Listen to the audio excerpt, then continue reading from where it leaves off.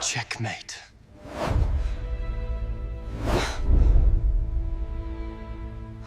I want you to picture a courtroom, perfectly still. The trial was over. The judge had just said one word, mistrial. And in that heavy silence, a boy named Liam Vance leaned into his microphone. He had a smirk on his face. He whispered, checkmate. He thought he had won. He thought he was smarter than everyone in that room. He thought he was above the law. And then, a sound. A sharp, scraping sound. The sound of a chair being pushed back. Where are you right now, listening to this? Is it raining outside your window? Or is the sun shining? Wherever you are, get comfortable. This is a story you need to hear. If you're ready to step into this world with me, hit that subscribe button. This is the story of Liam, a boy who thought he could get away with murder. It's the story of a perfect crime, planned by a brilliant, cold mind. And most of all, it is the story of the one person he never expected to betray him. The person who stood up was his own mother. This is how it all fell apart. Let's go back to the beginning.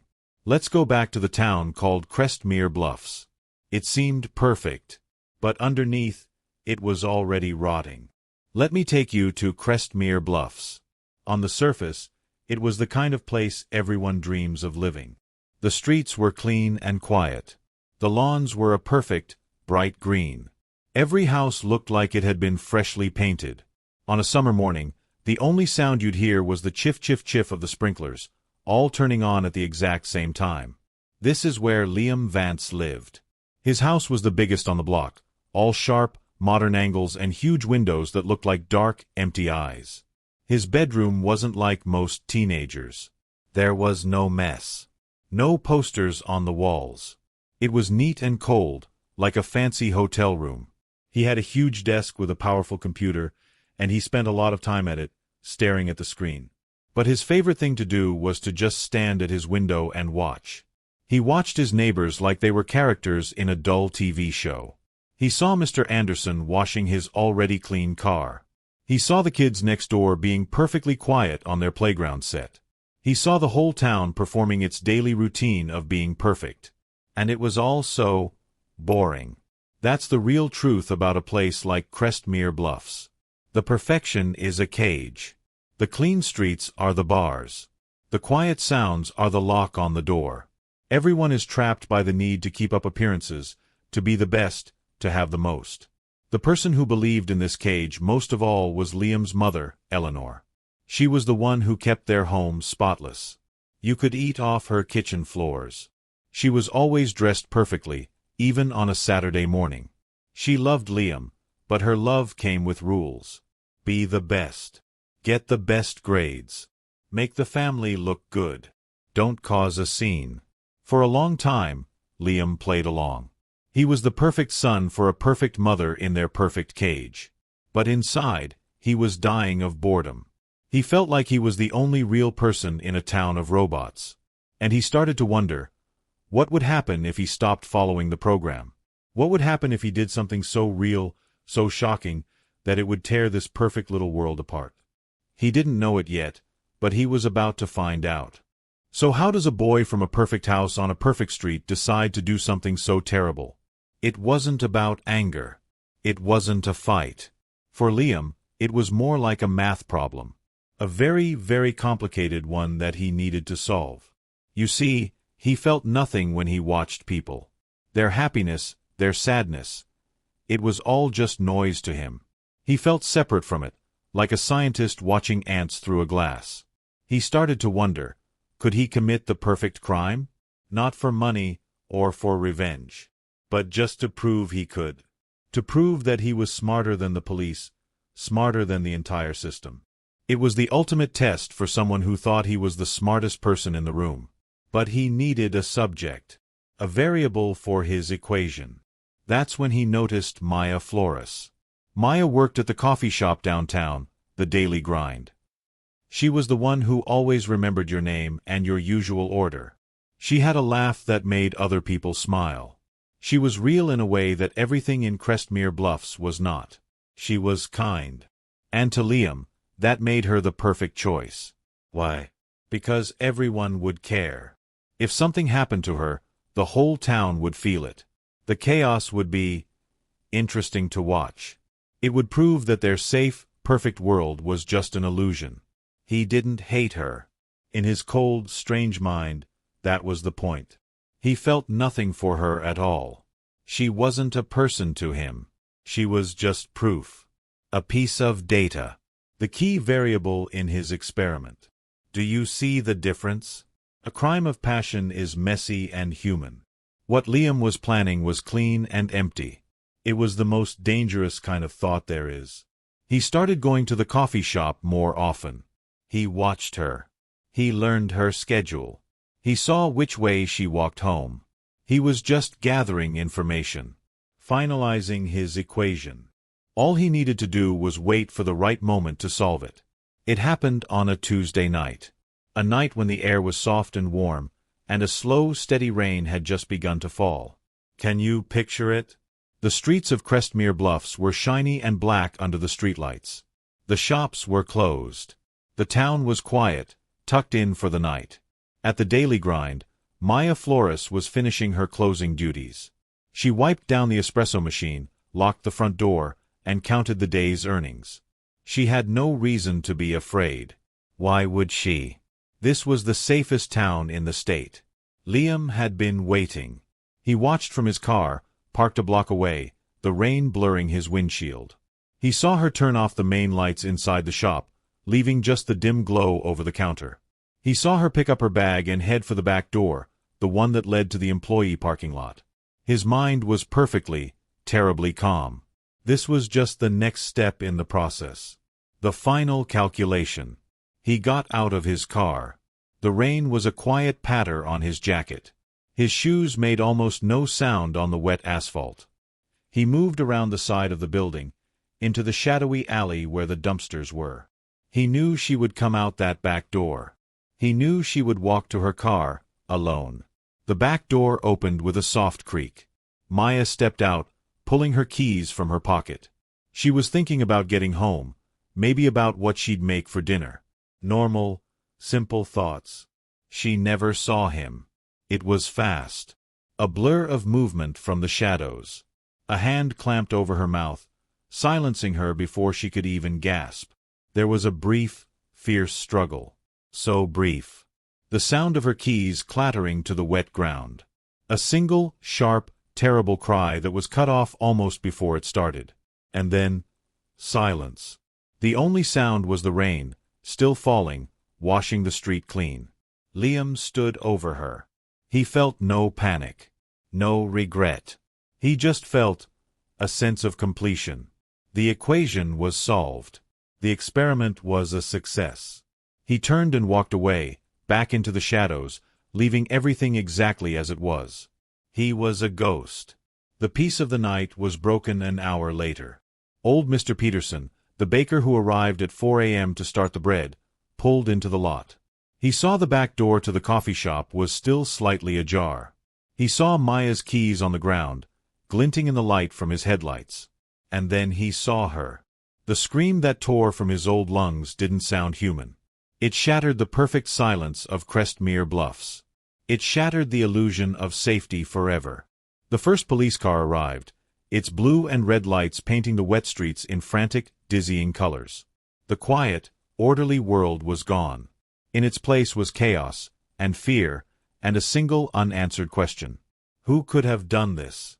And while the town woke up to a nightmare, Liam Vance was back in his perfect bedroom, listening to the distant sound of sirens.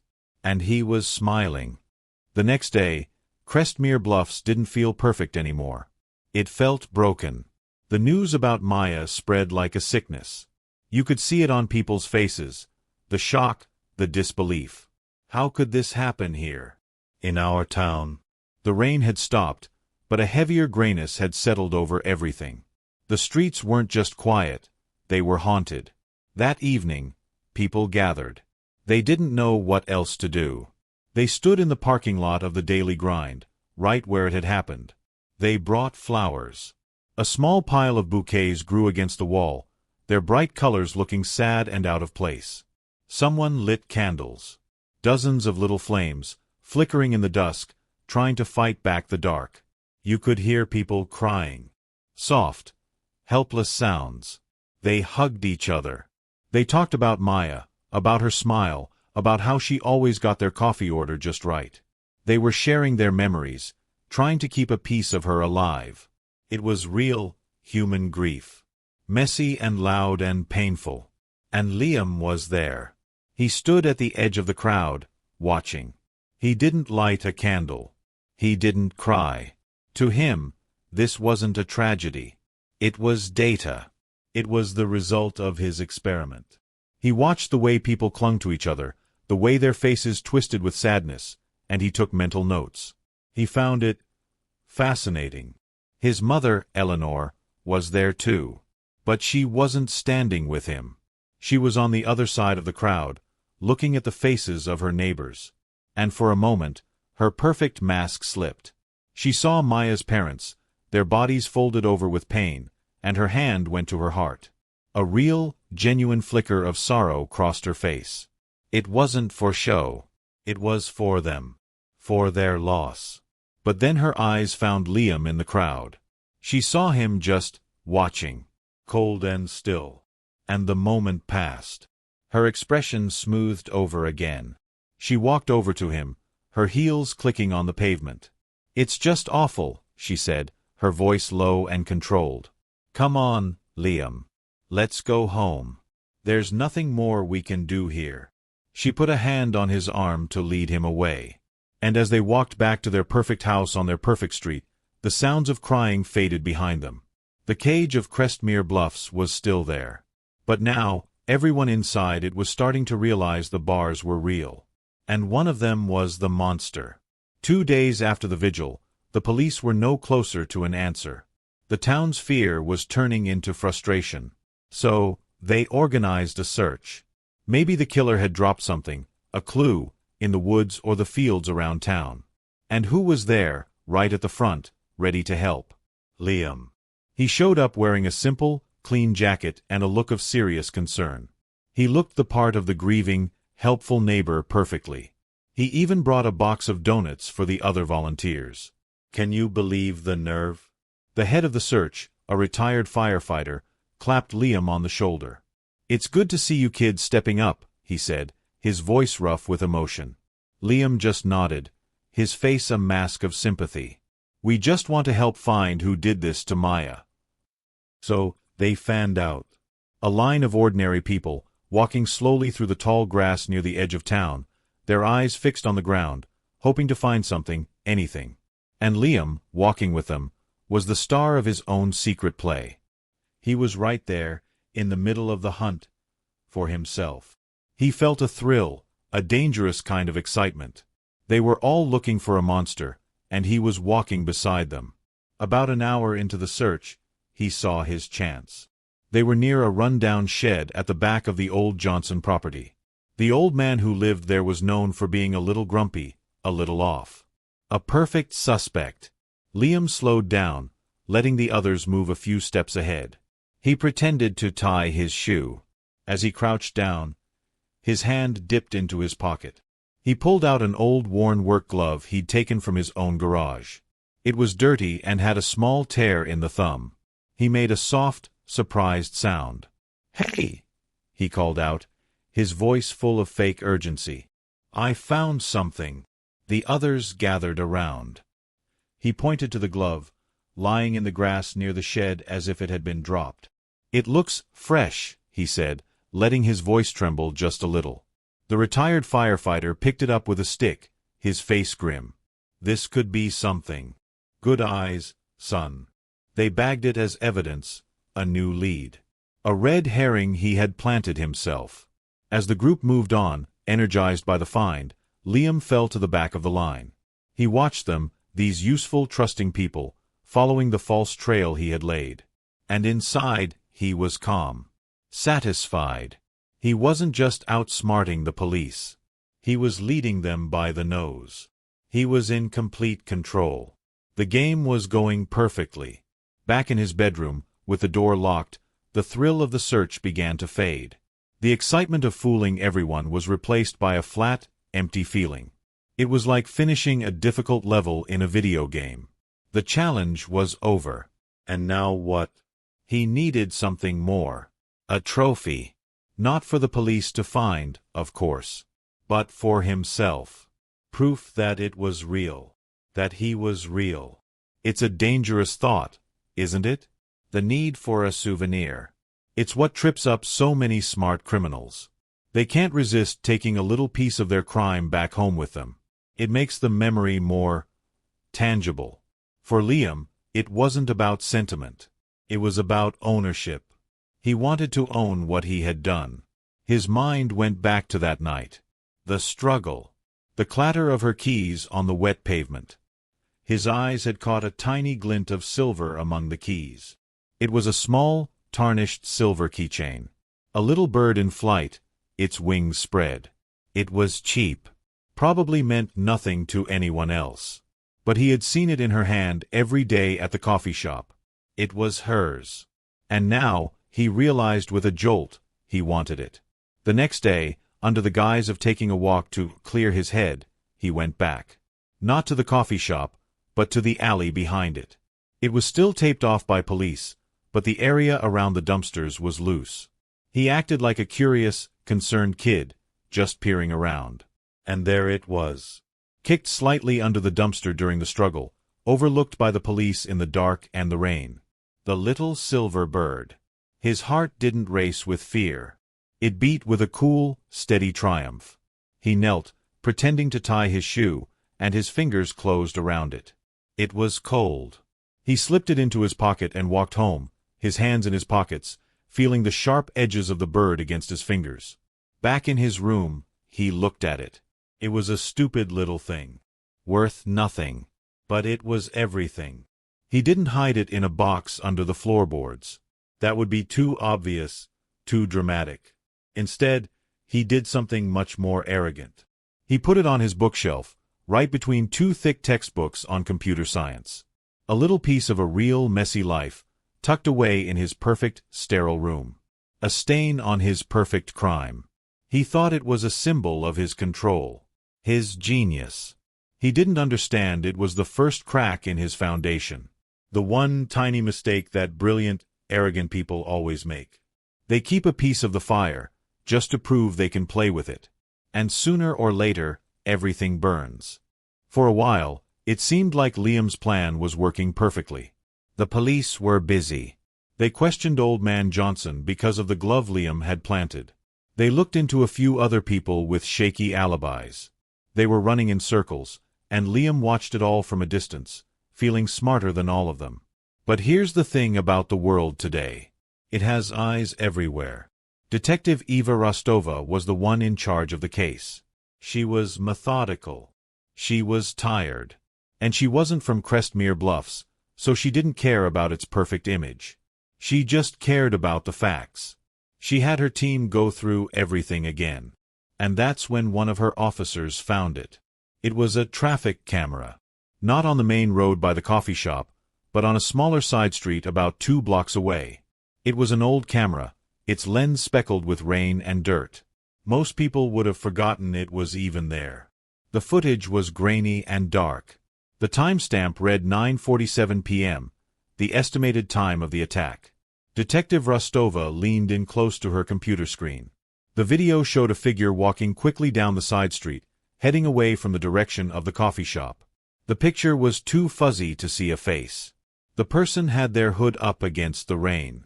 But the walk. There was something about the walk. It wasn't a panicked run.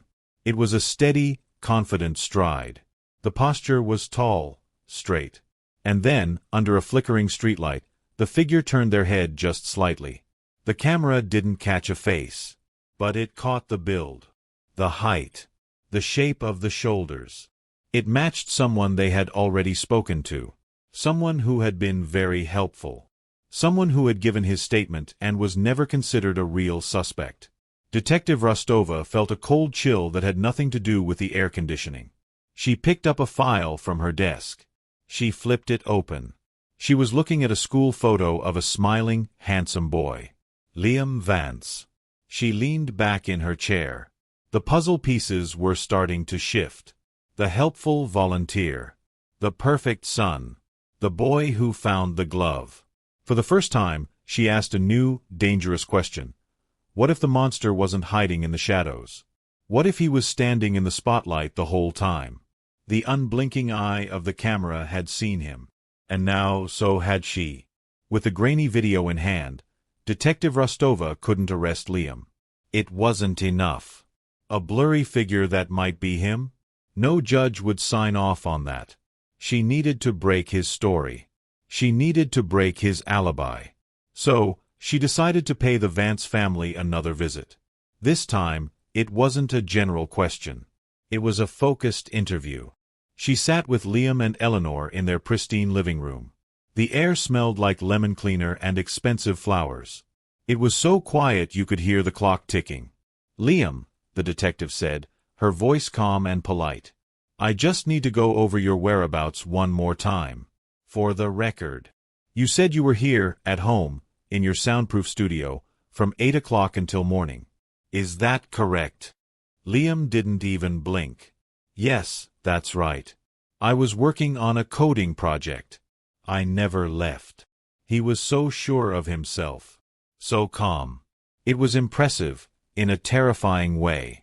Eleanor sat beside him, her back straight.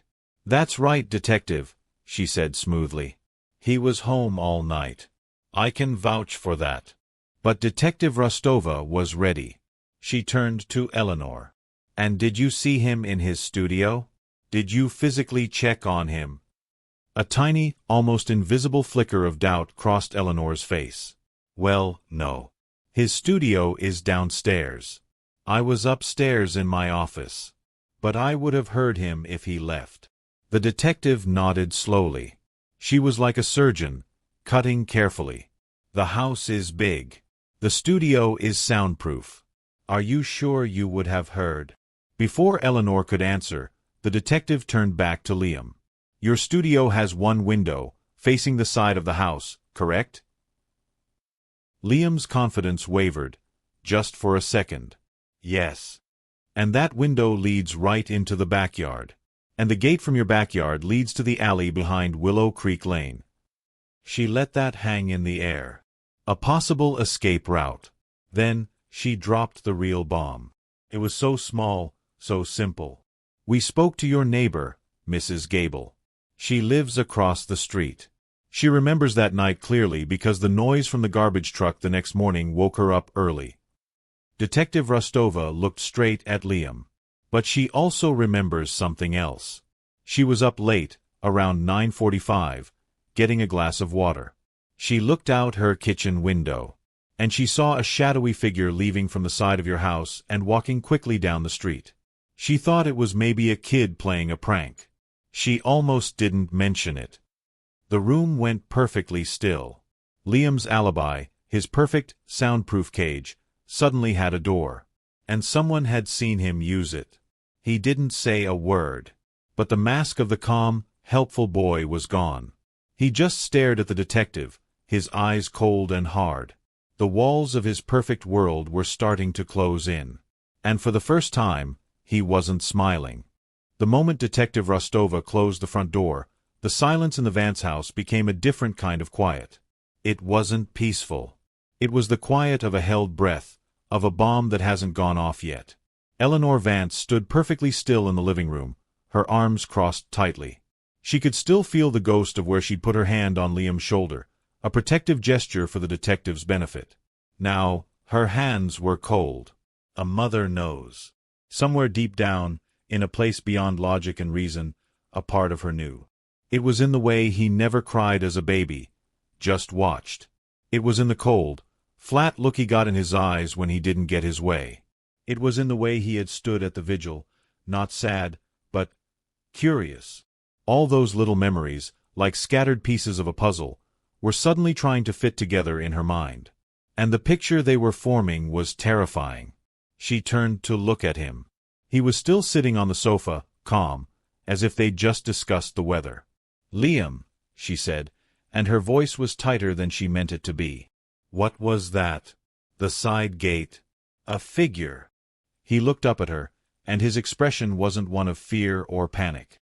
It was one of cool assessment. He was calculating how to handle her. "Mom," he said, his voice utterly reasonable. "Mrs. Gable is old. She needs new glasses. She probably saw a shadow from a tree. The police have nothing. They're desperate. They're looking for someone to blame, and we're the easiest target because we have the most to lose."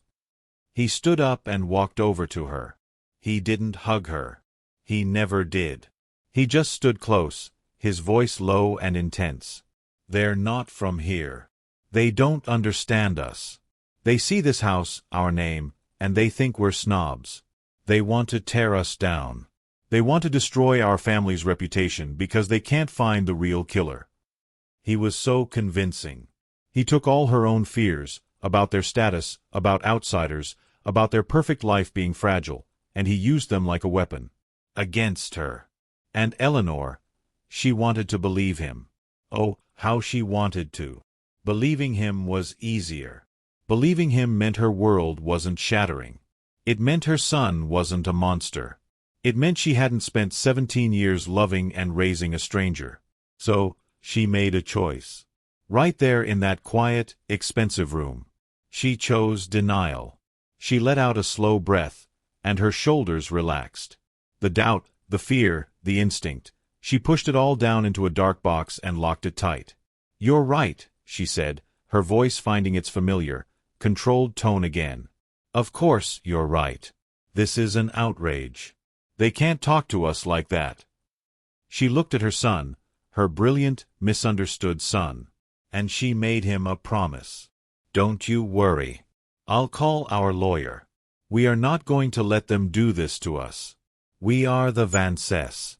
We protect our own." She turned and walked toward her office, her heels clicking a steady, determined rhythm on the marble floor. She was going to fight.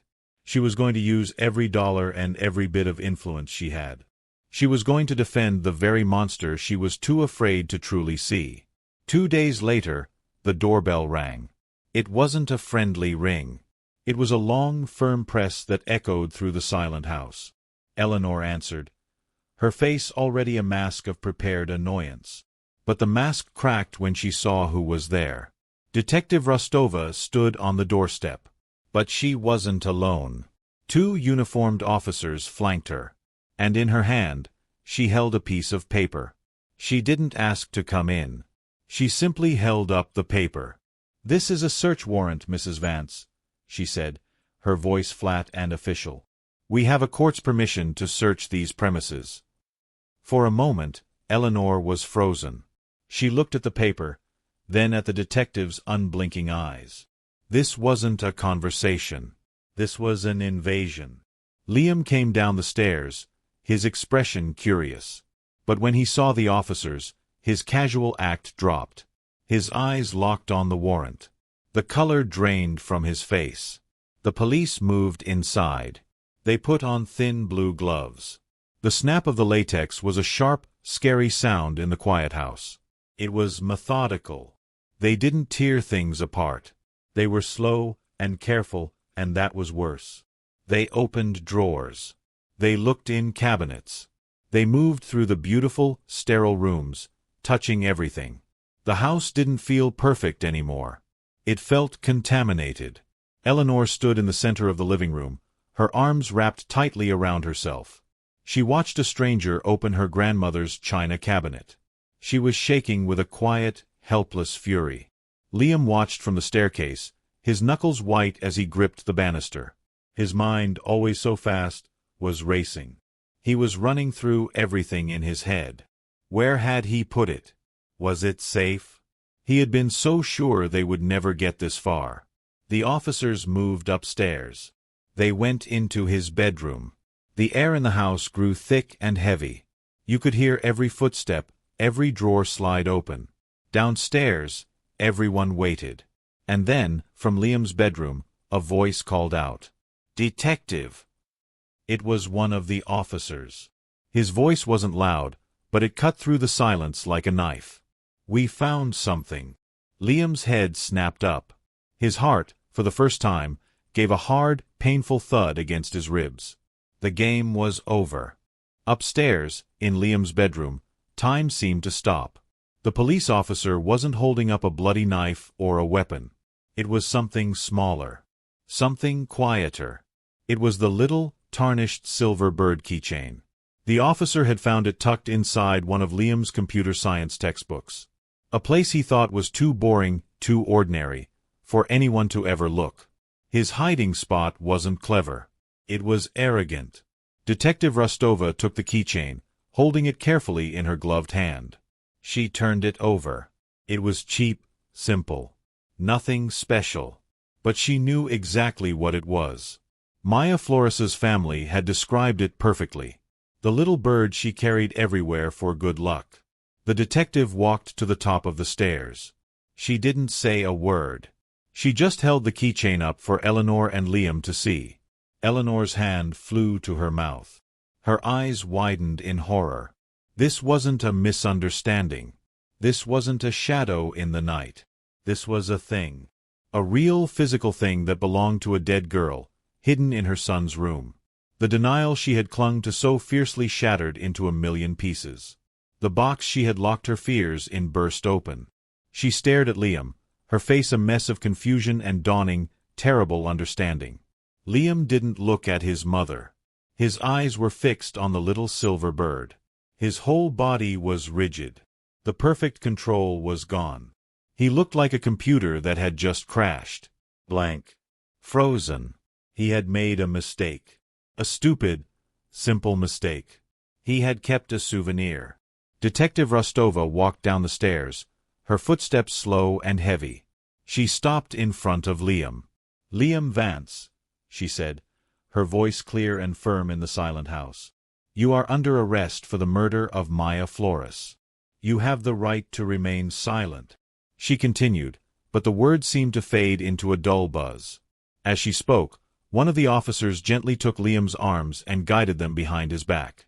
There was a click. The sound of the handcuffs locking was incredibly loud in the perfect house. They led him away. He didn't fight. He didn't say a word.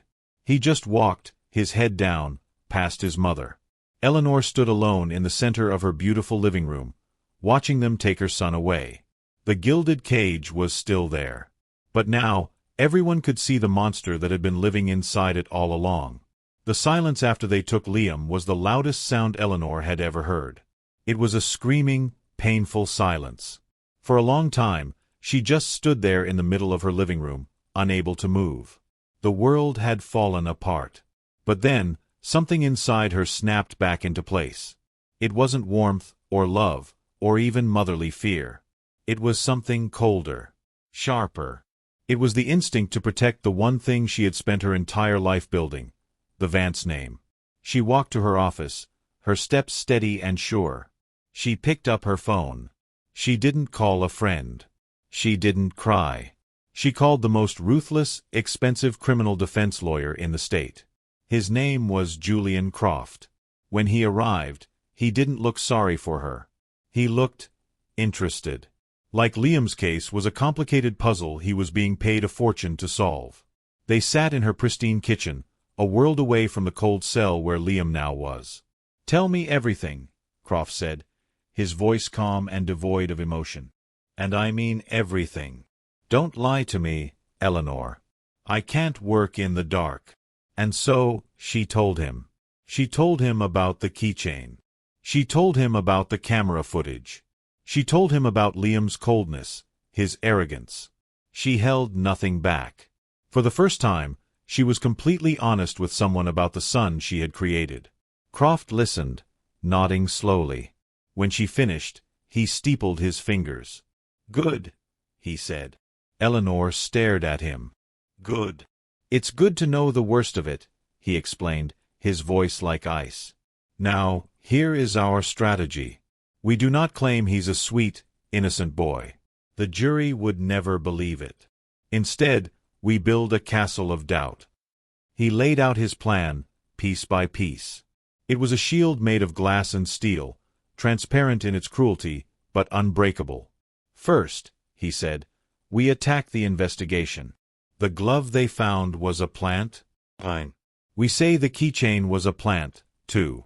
The police, desperate for a conviction, framed the bright kid from the rich family. They tampered with evidence.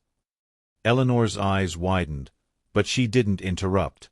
Second, Croft continued, we soften the victim. Not a lot. Just a little. We find out if Maya Flores ever had any problems. Did she argue with her parents? Did she have a boyfriend who was jealous? We introduce a sliver of doubt about her life. We make the jury wonder if there wasn't someone else with a motive. This made Eleanor flinch. To speak ill of that girl, but she said nothing. And third, Croft said, leaning forward, we change the story about Liam. He's not a monster. He's a genius. A lonely, socially awkward genius who doesn't show emotion like other people. The police and the public misunderstand his brilliance. They see his intelligence as coldness. They see his different way of thinking as guilt. He looked at Eleanor, his gaze unwavering. Your job is to play the part. The devoted, bewildered mother.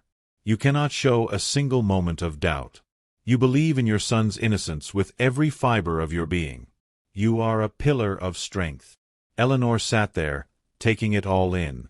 She looked around her perfect kitchen, at the lawyer who was going to fight dirty, and she made her choice. Again. She would use every weapon she had. Money.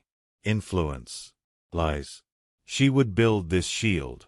And she would stand behind it. When they went to visit Liam in jail to explain the plan, he listened to Croft with a slow, spreading smile. It was the first time he had smiled since his arrest. This wasn't a fight for the truth. It was a game. And he finally had a player on his team who understood the rules.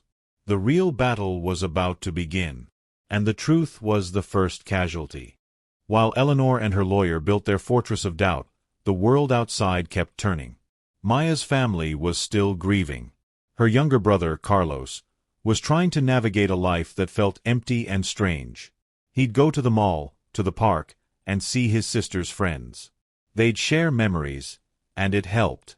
But there was one memory that kept coming back to him, playing over and over in his mind. It was a small thing. At the time, it meant nothing. But now, it felt heavy. He asked his parents if he could talk to the detective again. Detective Rostova met him in a quiet room at the police station. The boy looked small in the chair, but his eyes were determined. I remembered something, Carlos said, his voice quiet but clear. About a month before it happened, I was waiting for Maya at the coffee shop after school. He painted the picture for the detective. The smell of roasted beans. The hiss of the espresso machine. He was sitting in a corner, doing his homework. This guy came in, Carlos continued. He was well dressed. He looked like one of the rich kids from the Bluffs. He didn't just order a coffee and leave. He stood at the counter and talked to Maya. Detective Rostova leaned forward.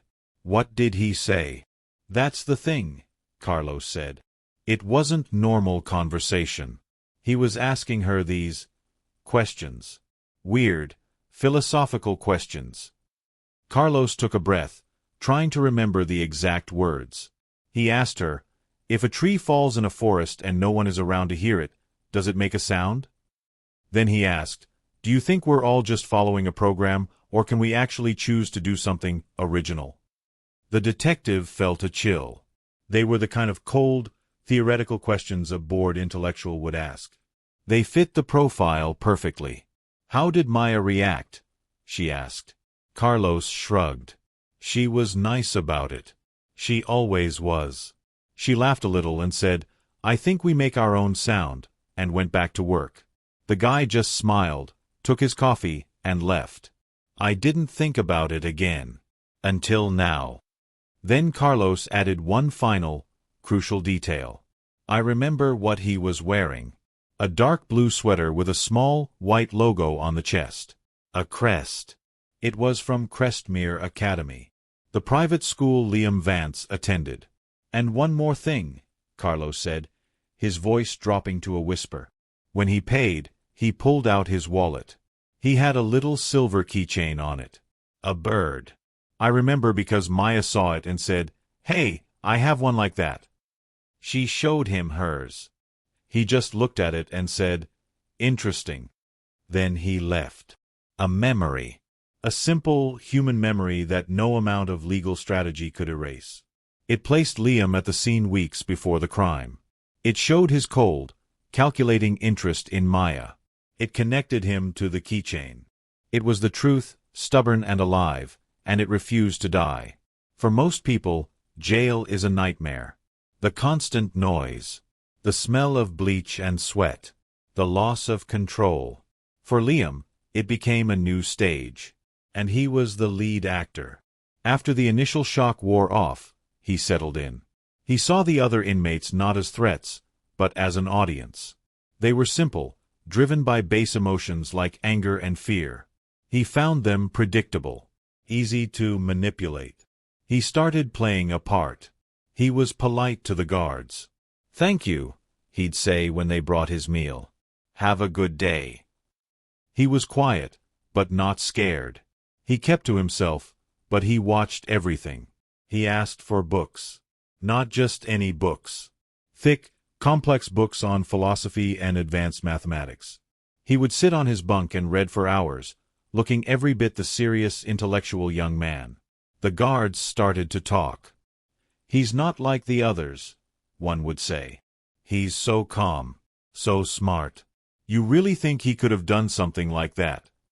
He even started helping some of the other inmates. Not with violence, of course. With their cases. He'd read their legal papers and point out small errors. He'd explain the law to them in simple terms. He became known as the professor. They respected him. They protected him. He was building a new character. The wrongfully accused genius. And everyone was buying it. But he needed an outlet for his real thoughts. He couldn't show his arrogance, his coldness, to them. So, he started writing. He asked for a notebook and a pen. He told his lawyer it was for journaling to cope with the stress. But what he wrote wasn't a journal. It was a manifesto. He filled page after page with his philosophy. He wrote about how most people were just background characters in the lives of superior beings like him. He called emotions a design flaw in the human program. He wrote that true intelligence was the ability to act without being trapped by feelings like guilt or fear. He detailed his crime not as a murder, but as an experiment in social chaos. He wrote about Maya Flores not with remorse, but as a successfully concluded variable. He was proud of what he had done. It was the most honest thing he had ever written. And it was the most dangerous. He didn't see the danger, though. He saw it as proof of his brilliance. A record of his superior mind. He hid the notebook under his mattress, thinking it was safe. He was performing innocence for the guards and the inmates. But in his own words, in that secret notebook, he was confessing everything. He was building the very weapon that would one day be used against him. The performance was flawless. But backstage, the actor was writing a script that would destroy the entire play. The first day of the trial felt like the whole town was holding its breath. The courtroom was packed. Reporters scribbled in their notepads. Maya's family sat in the front row, holding hands. And in the middle of it all sat Liam, wearing a suit that was too nice for the room, looking like a young businessman at a boring meeting. His lawyer, Julian Croft, was smooth and confident. He talked about reasonable doubt. He talked about a rush to judgment. He painted a picture of Liam as a misunderstood genius, a victim of a biased police force. For a little while, it almost worked. He made the keychain sound like it could have been planted. He made the camera footage sound too blurry to be sure. But then, the prosecution called their next witness. Her name was Dr. Anna Reed. She was a psychologist, an expert in criminal behavior.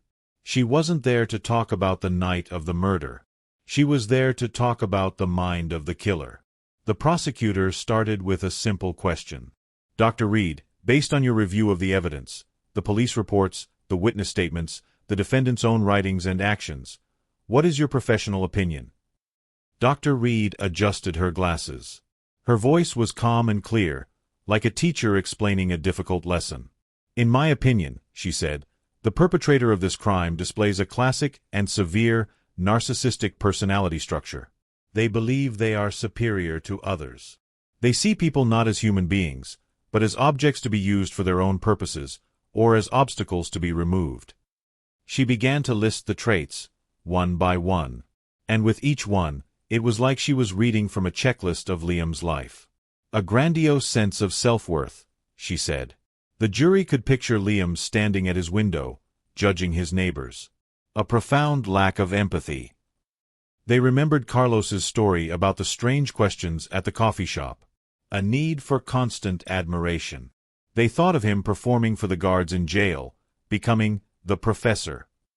"And perhaps most dangerously," Dr. Reed continued, "a belief that they are above the rules that govern everyone else. They don't see their actions as crimes.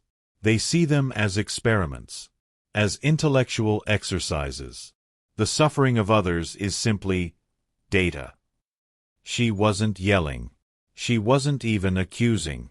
She was just describing, in cold clinical detail, the inner workings of a mind like Liam's.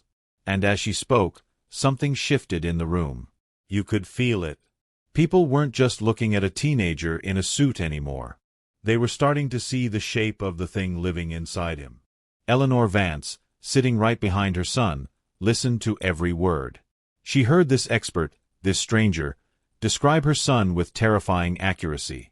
She remembered the coldness in his eyes, his boredom with ordinary life, his smirk at the vigil.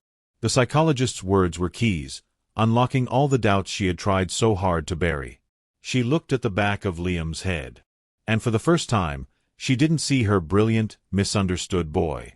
She saw a narcissistic personality structure. She saw a profound lack of empathy.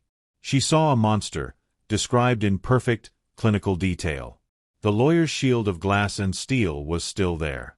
But Dr. Reed's words were a hammer, and the first crack had just appeared. The day the real trial began, the air in the courtroom was thick enough to taste. It was a mix of cheap perfume, stale coffee, and a sharp, nervous sweat. Every single seat was filled. People were standing in the back. The crowd was a low, restless murmur, like a beehive that had been kicked. Then, a side door opened, and Liam walked in. He didn't shuffle in like a scared boy. He walked with his head high, his back straight. He was wearing a new, dark suit, probably picked out by his mother. It was meant to make him look respectable, serious. But on him, it just looked like a costume. He sat down at the defense table and slowly looked around the room. His eyes moved over the faces of the jury, the reporters, Maya's family. He didn't look away.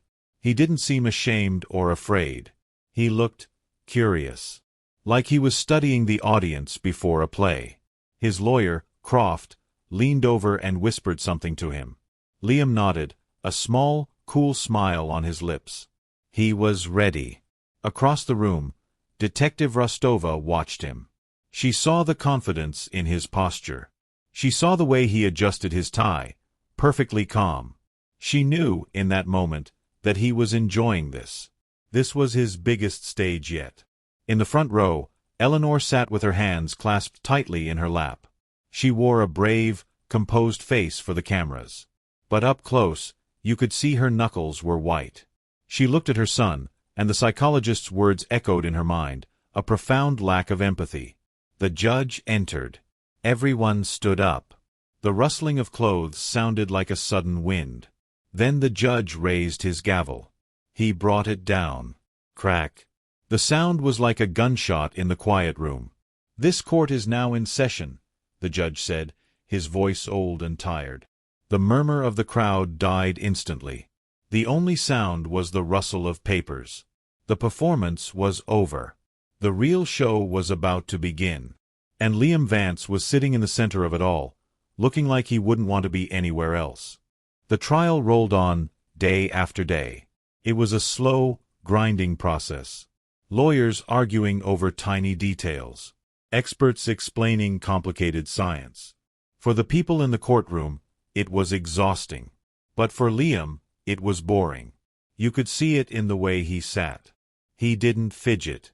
He didn't lean forward, interested.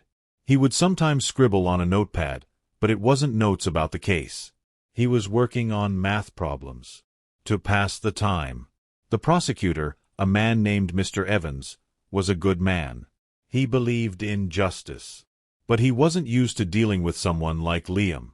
He was used to seeing guilt, or fear, or at least some kind of emotion on the faces of the accused. Liam showed him nothing. One afternoon, Mr. Evans was questioning a witness from the coffee shop. He was trying to establish a timeline, but the witness was nervous. Her memory was fuzzy. She mixed up a few small details. Mr. Evans got frustrated. He pushed a little too hard. His voice got louder. Just think. It's a simple question. Was it before 8 o'clock or after? The witness flinched. The judge warned Mr. Evans to calm down. And in that moment of frustration, Liam looked up from his notepad. He looked directly at the prosecutor. And as Mr. Evans turned, red-faced and flustered, he saw Liam. And Liam gave him a small, slow, unmistakable smirk. It wasn't a smile. It was a cold, sharp little curl of his lips. It lasted less than a second. But in that second, he said everything without saying a word. It said, "You're losing. And you're not even smart enough to know why." Mr. Evans froze. His whole argument died in his throat. For a terrifying moment, he wasn't looking at a teenager anymore. He was looking at the cold, arrogant mind that had planned a murder for fun. But Liam's smirk wasn't just for the prosecutor. He made a mistake. A huge one. He slowly, casually, let his eyes drift over to the jury. He wanted to see if they had seen it too. He wanted to share his little joke. And some of them had. An older man on the jury saw it. A woman in the front row saw it. And their faces, which had been neutral, went hard. Their eyes narrowed. They didn't see a smart boy. They saw a bully. They saw a cruel, heartless arrogance that had no place in their world. In the audience, Eleanor saw it all happen. She saw the smirk. She saw the prosecutor freeze. She saw the jury's reaction. And her heart sank into her shoes. Her son, the boy she was fighting so hard to protect, wasn't just defending himself. He was mocking the entire system. He was playing a game, and he had just shown his hand to everyone in the room. The lawyer could talk about doubt and evidence all he wanted. But you can't argue with a smirk like that. It was the truth, written on his face for one terrible second. And everyone saw it. Now it was the defense's turn. And Julian Croft, Liam's lawyer, didn't get to be the best by being nice. He stood up, smooth and calm, and he went to work. His job wasn't to find the truth. His job was to win. And to win, he had to break the prosecution's story. His first target was Carlos. He walked over to the boy, his voice soft, almost friendly. "Carlos, that's a very powerful memory you have. A month ago, a strange boy asks your sister a philosophical question. And you remember it so clearly." Carlos nodded, his jaw tight. "Yes. But memory is a tricky thing, isn't it?" Croft said. "You were doing homework, you said. Were you focused on your math problems? Or were you focused on this stranger's conversation?" "I was listening," Carlos said. "Are you sure?" Croft asked, his tone suggesting they were just two people figuring this out. "Could it be that you've seen my client's picture in the news so many times, that your brain has put his face into that memory? That you want it to be him, so badly, that you believe it is?" Carlos looked hurt. "No. I remember. But you can't be certain, can you?" Croft pressed, his voice still gentle. "You can't be 100% sure. It was just a boy in a sweater. It could have been anyone." He didn't wait for an answer. He'd planted the seed of doubt. He moved on. Next, he turned to Detective Rostova. He was different with her. Cold. Sharp. "Detective," he began. "The keychain. You found it in a textbook." "Yes," she said. "A textbook anyone could have accessed? In a house where people come and go." She held his gaze. "It was in his room. But not hidden in a floorboard. Not under a loose tile. Just in a book on a shelf. Almost as if it was meant to be found. Almost as if someone else put it there. Detective Rostova didn't flinch. I don't know why it was there. I just know we found it. And the glove you found earlier? The one my client so helpfully pointed out? That turned out to be a dead end, didn't it? A red herring. A plant. Yes.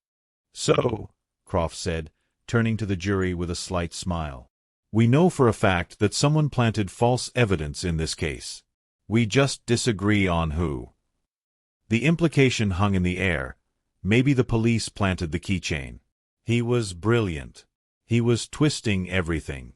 He made Carlos seem like a confused little brother. He made the detective seem like she might be part of a conspiracy. In the audience, Eleanor felt a flicker of hope. This was the shield she was paying for. It was working. And Liam? He watched it all, his expression unreadable. But you could see the slightest hint of approval in his eyes. This was the game he understood. Lies and strategy. Croft was building his castle of doubt, brick by brick. And by the time he sat down, the solid ground of the prosecution's case felt a little less solid. The truth was still there, but now it was covered in a layer of dust and confusion. The battle was far from over. That night, Eleanor couldn't sleep. The courtroom was quiet, but her mind was screaming. She stood in her perfect kitchen, but it felt like a stranger's house. The marble counters were cold. The stainless steel appliances were like blank, staring faces. And all she could see was Liam's smirk. It replayed in her mind, over and over. That cold, knowing curl of his lips. It was the same look he'd given her 1,000 times throughout his life, and she had always explained it away. She remembered when he was 7, and he'd trapped a frog in a jar, not to keep it, but to see how long it would take to suffocate. She'd told the neighbor boy that Liam was just curious about science. She remembered when he was 12, and she'd caught him looking at pictures of car crashes on the internet, his expression empty. She told herself he was just interested in engineering. She remembered when he was 15, and a teacher had given him a B. Eleanor had stormed into the principal's office, demanding the grade be changed. She'd called the teacher incompetent. She'd told Liam, "You are not average. You don't get B's." She never asked him if he'd earned it. She had bribed, threatened, and smoothed over every single problem he'd ever had. Every time he showed a flicker of that coldness, she covered it with an excuse. She polished his image until it shone, never caring what was festering underneath. She looked around her beautiful, empty kitchen, the kingdom she had built. She thought of the constant message she had drilled into him. You are special. You are better. The rules are for other people. He hadn't been born a monster. He had been built, piece by piece. And she had been the architect. She had handed him the tools, praised him for his brilliance, and never ever taught him about consequences. Or empathy. The psychologist's words came back to her, a belief that they are above the rules. Whose fault was that? Who had spent a lifetime telling him exactly that? A sob caught in her throat, harsh and ugly. It wasn't a cry of sadness for Maya, or even for Liam. It was a cry of horror at herself. She had been so busy building the perfect life, she never noticed she was building a perfect monster to live inside it. She looked at her reflection in the dark kitchen window. For the first time, the perfectly composed woman she saw there looked like a liar. And a fool. The cage wasn't just for Liam. It was for her, too. And she was finally seeing the bars. The next day in court, the prosecutor, Mr. Evans, didn't call a new witness. Instead, he held up a simple, black notebook. This was found in the defendant's jail cell, he said, his voice quiet but firm. Julian Croft, Liam's lawyer, was on his feet instantly. Objection. This is a private journal. My client's personal thoughts. But the judge overruled him. The notebook was part of the case now. Mr. Evans opened it. He didn't shout. He didn't need to. He just started to read Liam's words aloud to the silent courtroom. Most people are background characters, he read. Their lives are noise. Their emotions are a design flaw. The words were cold, like stones dropping into water. True intelligence is the ability to act without the burden of guilt. To see the world as a system of variables, not a collection of feelings. He read about Liam's experiment. He read how Liam referred to Maya Flores not by her name, but as Variable M. He read how the murder was described as a successful test of a social hypothesis. With every sentence, the air in the room got heavier, colder. You could see the jury members staring at Liam, their faces hardening. This wasn't a lawyer's theory anymore. These were his own words. This was the real Liam Vance. He had written down all his cold, arrogant thoughts. He had been proud of them. He thought they proved he was a genius. But in that courtroom, they proved something else. They proved the psychologist was right. They proved he had no soul. For Eleanor, sitting in the front row, each word was a knife. She listened to her son's voice in those pages, the cold, empty voice she had refused to hear for so long. He had written it all down. There was no denying it anymore. Liam sat perfectly still, but the arrogance was gone from his face. For the first time, he looked confused. He couldn't understand why they didn't see the brilliance in his words. Why they looked at him with horror instead of respect. His manifesto was supposed to be a proof of his superiority. But in the bright light of the courtroom, it was just a confession. A confession of a heart so empty, it echoed. The theory was over. The experiment was done. And everyone could now see the terrible result. The judge called for a recess. The weight of Liam's own words still hung in the air, so heavy it was hard to breathe. People shuffled out of the courtroom, stunned and quiet. Liam was being led by a guard back to the holding cell. His lawyer, Julian Croft, was walking beside him, his head down, thinking about the damage the notebook had done. They passed by a young reporter who was typing on her phone. Liam glanced at her, then turned to his lawyer. He didn't bother to lower his voice. He gave a soft, dismissive laugh. "You know," he said, his tone light and conversational, as if they were discussing a boring movie. "I give the judge's performance a 6 out of 10. The drama is there, but the intellect is seriously lacking." The reporter's fingers stopped typing. Her head snapped up. She'd heard every word. Croft froze, his face turning to stone. He grabbed Liam's arm, hissing, "Shut up. Not another word."